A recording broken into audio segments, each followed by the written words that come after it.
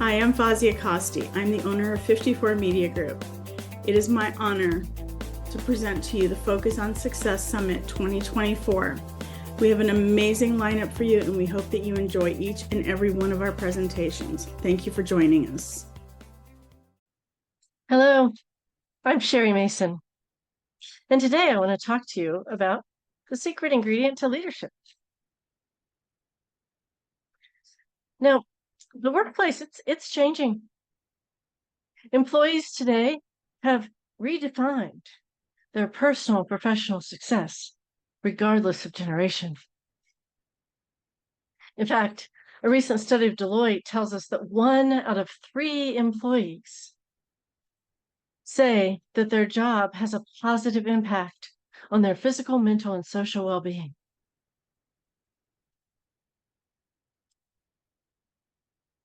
You see, employees who believe that they matter to the organization and to leadership, they're engaged and motivated to deliver positive outcomes for the organization. But this requires building relationships.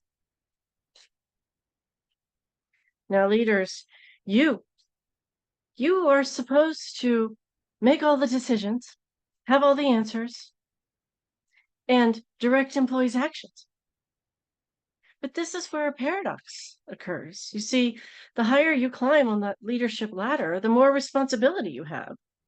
And the further away you are from the employees who have the information you need to make some of these decisions.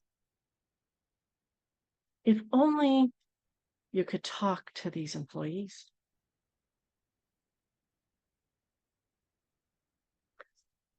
What if I told you there's a secret ingredient to leadership? And this secret ingredient can motivate your employees to deliver successful outcomes. You would want to know what that secret ingredient is, wouldn't you? And right now you're wondering, is there really a secret ingredient? Well, I'm here to tell you there is, and I know it. And I will share it with you shortly. Now, I will tell you that many leaders, you have the key to this ingredient, but you don't know what it is. And you don't know how to use it. Why? Because you've been told to separate your personal and professional lives and to create boundaries with your employees. And when this happens, you are in danger of becoming a phantom leader.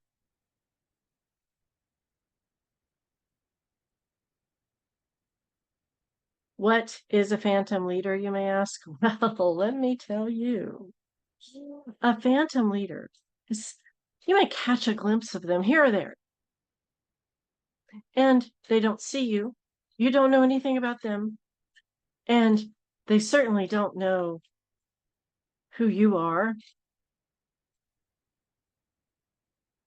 Often, phantom leaders only see employees as part of the process for results. Now, on my journey, I discovered that I'm not a phantom leader. But how did I get here? And why am I different?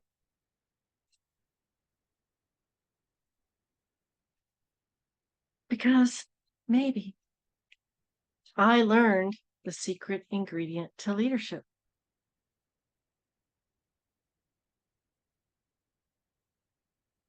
So come, step into my time machine. Now, when I was a young attorney stepping into my first job, I arrived and it felt like my colleagues suddenly had a dossier on me. They knew I was 25, married, and from some state in the Midwest. At first, it was unnerving. But then I realized leadership had given my teammates just enough information so that they could connect with me. And albeit they probably broke some privacy rules, it worked. I felt like I joined a team, that I mattered. These leaders, they knew the secret ingredient to leadership. Now, this job, it was a big deal to me because you see, I was told that I wasn't expected to amount to much. In fact, some people wanted me to be invisible. When I was 4 years old, I had an invisibility cloak foisted upon me when my father died by suicide. Now, as a little girl, this devastated my world. But it also changed how people perceived and looked at me and my mother, especially in the 1960s and 70s in Appalachia, where I was raised. We were often excluded. People we know would turn their backs on us on the street, trying to make us invisible because we made them uncomfortable. They didn't know what to say or do. Now, my widowed mother, she was amazing. She was the first of the family to go to college, and she fought for me and sometimes with me to reject the visibility cloak. You see, she understood the danger lurking in the invisibility that it offered. I went to college, and after college, I married an Air Force officer, and I became a military spouse. And again, an invisibility cloak was foisted upon me by other military spouses. You see, it was my job to be invisible and be behind the scenes, but I rejected that cloak. However, I learned that carving a career as a military spouse is the equivalent of putting a person on the moon. It can be done, but not without trials and tribulations, and in my case, the ever lurking invisibility cloak. These early lessons showed me that life presents us with obstacles, but the importance and impact of people and relationships make a difference. I was learning the secret ingredient to leadership. Now, remember that new job that I felt I was making an impact and it was a really big deal? Well, the organization over the years began to change. And I watched as a parade of leaders passed through, rarely engaging with us as employees and only focused on results. New employees were expected to get to work. We felt like invisible worker bees buzzing around. Morale, trust, and results plummeted.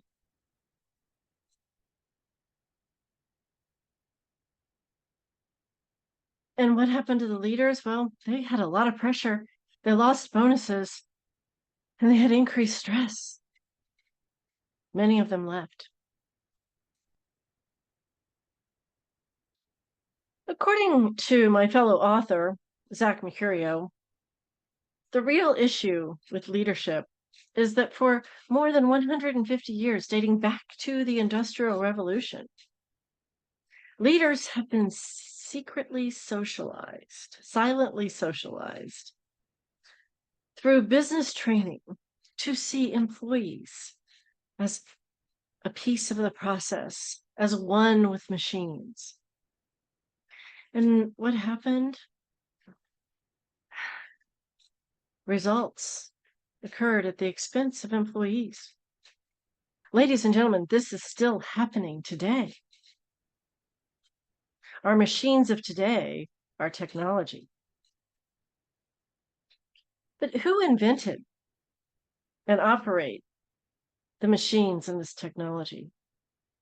Our employees, people.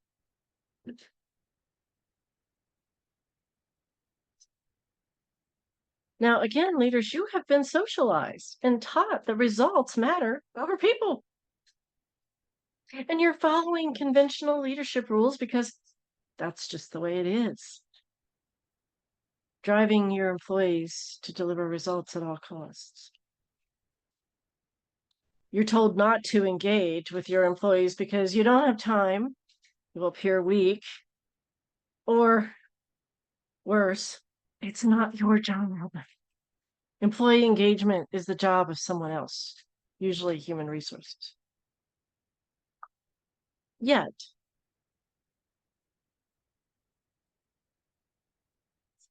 you, as the leader, make decisions that directly impact the lives of your workforce and their families. And when you make these decisions without engagement or explanation, what happens? Employees complain that you don't care, you don't value them. And then when employees believe that they don't matter, it shows in their work, and it can spill over into their personal lives. Also, your results decline. And when your results decline, your customers and your stakeholders question and challenge your leadership. And then what happens to you as leaders? You worry about keeping your job, your stress increases, you spend more time at work. And then your family time suffers. You develop health issues, which reduces your time at work, which means you need to work more and more stress. These actions have consequences to the people of your workforce, to your organization, and to you and your family. When you, as a leader, are not accessible or engaged with your employees, or you delegate engagement to others, your employees see you as invisible. Actually, they don't see you. They believe that you're invisible because they don't see you. Now, there are many ways as a leader to be invisible. You can hide in your ivory tower. You can put on the cloak of invisibility. You can hide behind the phantom mask. But there is danger lurking in any of these. You see, your invisibility as a leader extends to your employees, and it can often shroud your entire organization. And then what happens? Productivity drops, absenteeism increases, people leave, and mistakes occur. Customers and stakeholders aren't happy. And your reputation as a leader and that of the organization plummet.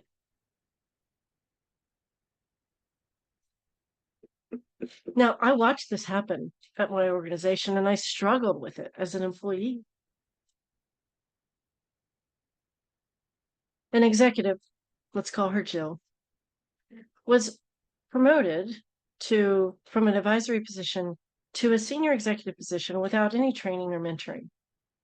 And she believed that the position would give her authority and credibility. Now, we all know that credibility always has to be earned. Jill was insecure. She acted like an imposter in the job.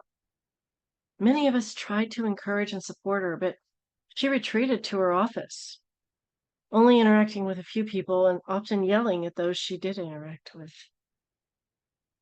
The team expected that she would get more comfortable with time, but the opposite happened. She blamed others, she struggled to control her temper, and she refused to accept responsibility for the organization. Senior leadership tried to mentor her, but she would not or could not accept it. She was fired.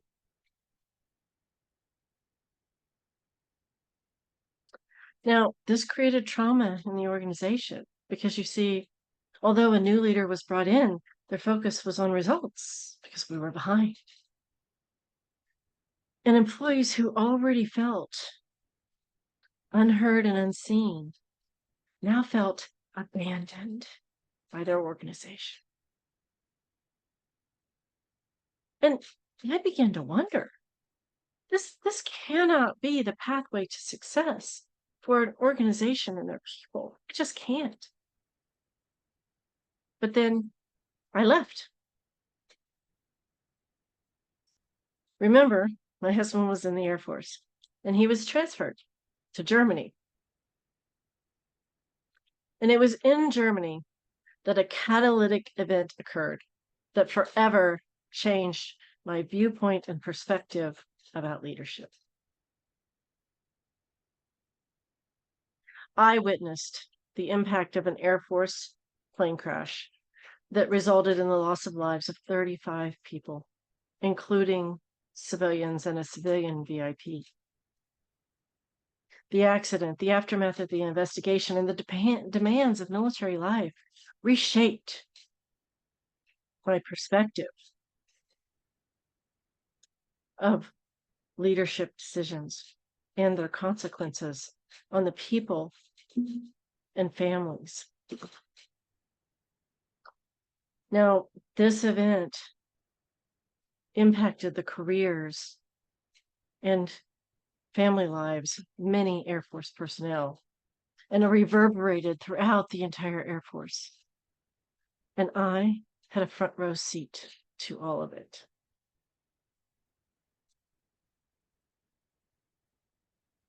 Sometimes a leadership style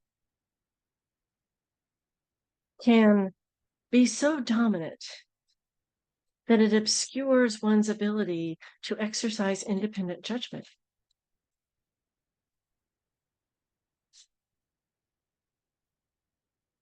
Now, I didn't realize the full impact of this accident and incident until I returned to the United States and my previous organization. And I had become a mid-level leader. But I wrestled with ineffectiveness with my team. My team was successful, but I felt disconnected from the organization. My leadership told me that I didn't understand leadership when I submitted suggestions because they said I was too focused on the employees. And that's not what leadership's about. This affected my personal, physical, and mental health. I felt frustrated. I was depressed. I had watched this happen to others, but now it was happening to me. I didn't know what to do. And then one day, my organization offered the opportunity to participate in a leadership assessment and work with an executive coach. Well, I jumped at that idea. My boss, employees, and colleagues all participated in the assessment so I would get feedback. And then my coach called. And she said, "What are you doing in your role as a leader?" She continued, "In my many years of practice, I have never seen results like this." And I went, "Oh boy." I said, were my results that bad?" And she said, "No, just the opposite. You received top marks in all categories. Whatever you're doing, keep doing it and tell me what it is." These results, they led me to an epiphany. You see, I provided my boss, employees, and colleagues with something valuable, a relatable connection. I wasn't a phantom leader. I wasn't hiding in an ivory tower, and I wasn't donning a cloak of invisibility. I genuinely cared for, related, and connected to the people I worked with. You see, my focus had shifted from me and my success to building connections with my employees and showing them how they impacted the organization, customers, and leaders. And I also learned not to make assumptions on appearances.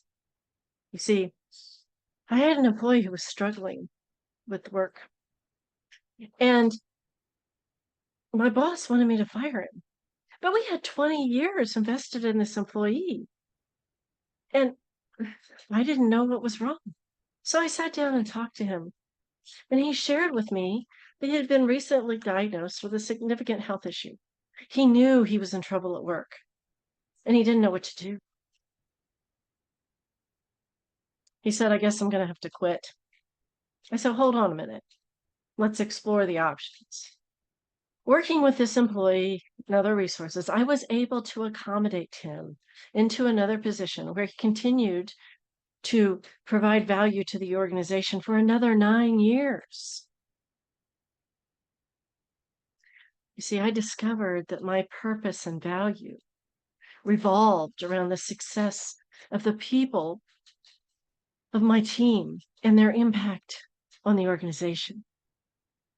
This mindset and behavior later led to my selection as the chief executive of this organization. Hey, leaders, guess what? You have the ability and opportunity to impact. One of my favorite quotes is from John Maxwell, and he says that the leader's attitude is like a thermostat for the place she works. What's the temperature of your workforce? As leaders, you can relate and engage with your most important resource, your people who want to be seen, valued, and heard. A recent Deloitte report said that 84% of employees over the next year are focusing on improving their mental, physical, and financial health. Yet 74% say that their well-being is more important than advancing their careers. Ladies and gentlemen, work should enhance our lives, fulfill our lives, not dominate it. Employees no longer accept that they're supposed to check their person at the door on the way into the workforce, into the workplace, whether it's virtual or in person. After all, they were hired for their human qualities and experiences. Do we as leaders just take off our person and hang it in the closet when we get to the office? I hope not. You know, when I stepped into that job as chief executive, I did so as a wife, a mom, and a daughter. My life didn't stop when I pulled into the parking garage. In fact, in the first year, one son graduated from college, another graduated from high school. Our dog died, and my mom got sick. Life kept happening, just as it did for the people on my team. And did I want them to stop being employees at work? No, I needed them to be employees with whole life experiences because that enriched their work and actually drove success for the organization. You see, I believe that your employees, the people of your workforce, can drive either your success or the failure of your organization. You, as a leader, choose.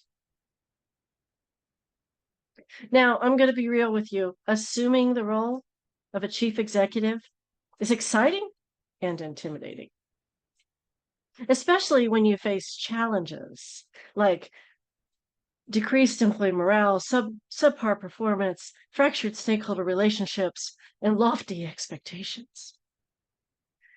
These engulf the organization, and it can feel like you're navigating a ship through treacherous waters. And this is exactly the predicament I found myself in when I stepped into that role as the first woman chief executive of my organization. I was fully aware that storms loomed on the horizon. The waters were rough and the ship had veered off course.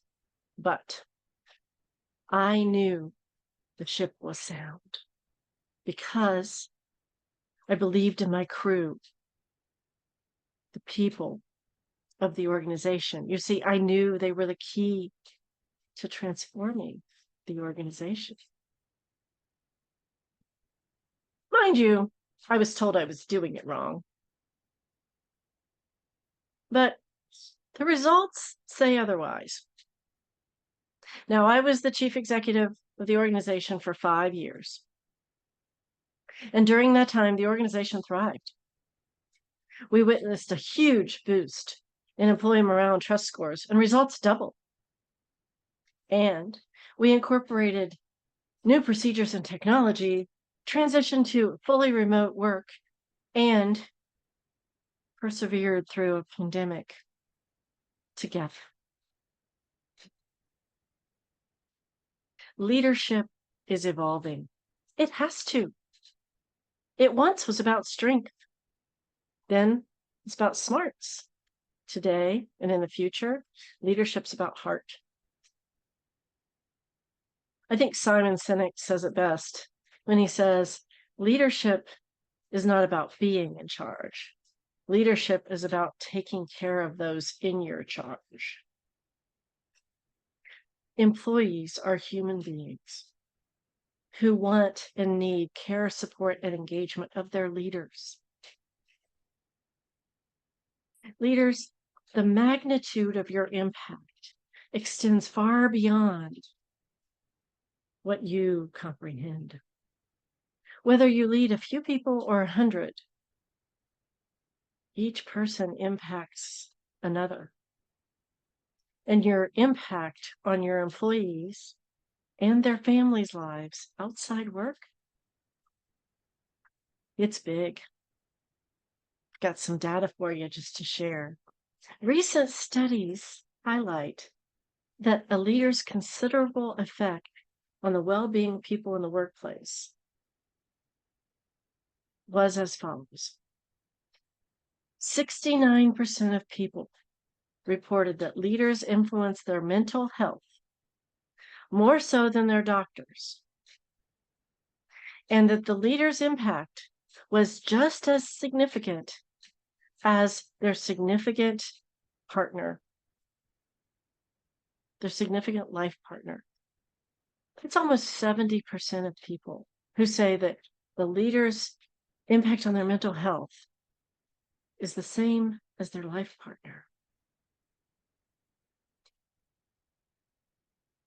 Treating employees as people and valuing them impacts your entire organization, from hiring to operations to results.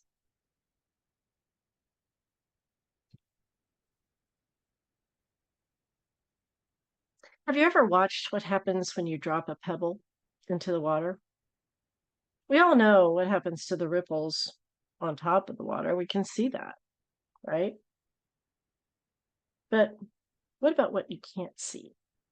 What happens underneath the water when that pebble sinks to the bottom? Does it settle in the sand? Does it build on another pebble? Is the pebble eroding or is it building up? Leaders, you impact the same way on your people. By dedicating time and effort into fostering authentic connections with your employees, you nurture and strengthen your most valuable assets. And you demonstrate respect for those important to them. All of these people matter, and people are far more important than pebbles.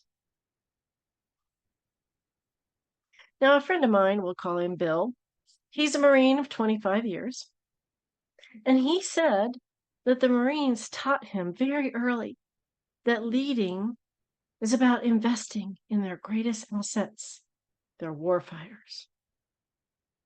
If the individual Marine is not functioning well, then the entire team is not doing well. In fact, he said that his combat battalion commander told him that leadership without genuine concern for each individual on the team is basically malpractice.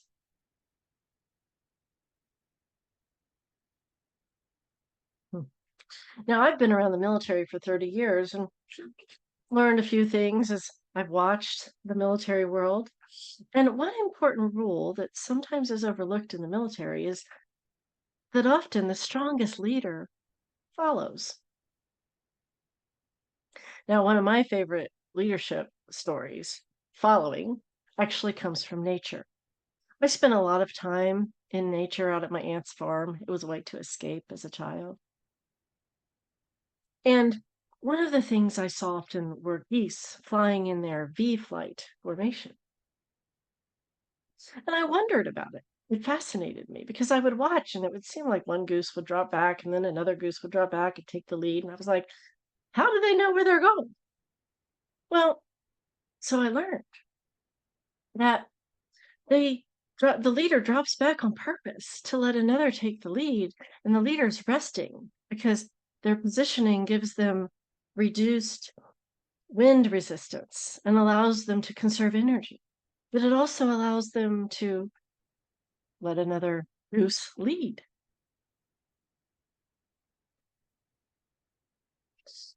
You know, this is fascinating because the movement also fosters communication among the flock so they can track each other. Each member of the flock serves a purpose. They impact each other and they bring value. Let's think about the rewards for that goose leader. So when they drop back, they get time to rest. They're conserving their energy. But they've also improved more employee morale because they're doing leadership development and other goose is taking over. They take turns. And the results are great because they're continuing on to their destination, whether it's the next pond or Canada. You know, I don't know about you, but I'd like to think that I'm smarter than the average goose. The rewards of genuine relational leadership are life-changing. Now, as leaders, you're taught that sending an email, going to a town hall, that's all it's required for engaging with your people. You're not supposed to really relate, connect with your people because you're too busy making all those important decisions and doing the hard work. But what do you know about your employees? Do you know what their capabilities, their goals, and concerns are?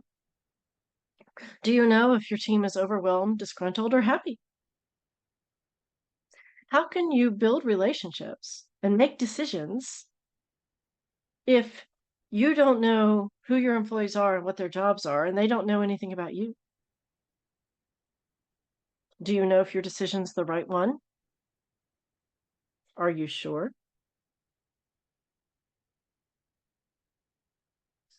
Employees believe what they see and what they feel. So do you. Why? Because we're human beings. And as human beings, we crave connection and purpose. Let me just check. Anybody out there want to feel insignificant today? I hope not. As human beings, you want to matter.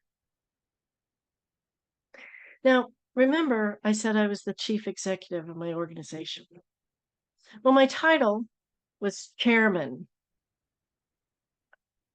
And apparently, this confused people because I'm a woman.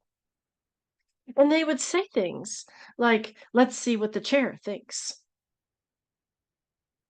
And I would usually say, the title's chairman, thank you. but it kept happening over and over again. And so one day, a senior colleague looked at me during a meeting and said, "Let's see what the chair thinks." I paused. I looked at the empty chair sitting next to me, and I looked back, and I said, "I don't think the inanimate object, the chair, has an opinion, but as chairman, I do." All employees, regardless of job, need to be seen by our colleagues and leaders as people.